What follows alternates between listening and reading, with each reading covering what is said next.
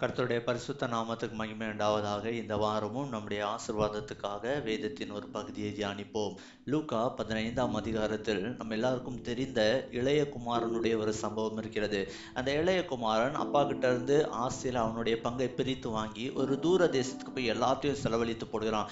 செலவழித்து போட்ட பின்பு அவனுக்கு புத்தி தெளிகிறது. புத்தி தெளிந்த உடனே அவன் அப்பா கிட்ட போகணும்னு தீர்மானித்து ஒரு காரியத்தை அவன் யோசிக்கிறான். அப்பா கிட்ட போய் என்ன சொல்லணும்? தகப்பனே, பரத்துக்கு விரோதமாகவும் உமக்கு முன்பாகவும் பாவம் செய்தேன். இனிமேல் உம்முடைய குமாரன் என்று சொல்லப்படுவதற்கு நான் பாத்திரன் அல்ல.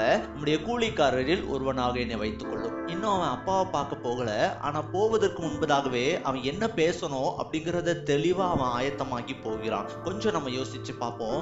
ஒவ்வொரு நாளும் இந்த தேவனுடைய சமூகத்துல நான் வரணும், இந்த தேவனோடு நான் பேச வேண்டும், என்னென்ன ஜெபங்களுக்காக நாம் ஜெபிக்க வேண்டும் என்கிறதை நம்ம முன்கூட்டியே ஆயத்தமாகிறோமா? ஒவ்வொரு வாரமும் நம்ம ஆலயத்துக்கு போக வேண்டும். அந்த ஆலயத்துக்கு போவதற்கு முன்பதாகவே நாளைய தினத்துல நான் ஆலயத்துக்கு போனோம், அந்த தேவனோடு உறவை வைக்கணும், அந்த தேவனை ஆராதிக்க வேண்டும் என்கிற ஆயத்தமாகிறோமா?